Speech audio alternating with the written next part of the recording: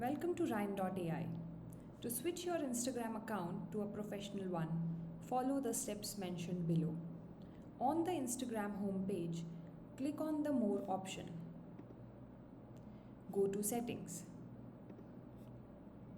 If there is an option for professional account, it means your account is already an Instagram professional account. If you don't find this option, go to Account Type and Tools. Click on Switch to Professional Account. You may choose between a creator account or a business account depending on whether you are a creator or a business. Click on Next. Next.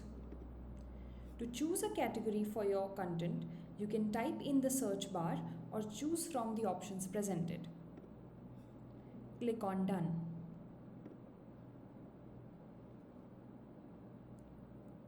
Done. Thank you.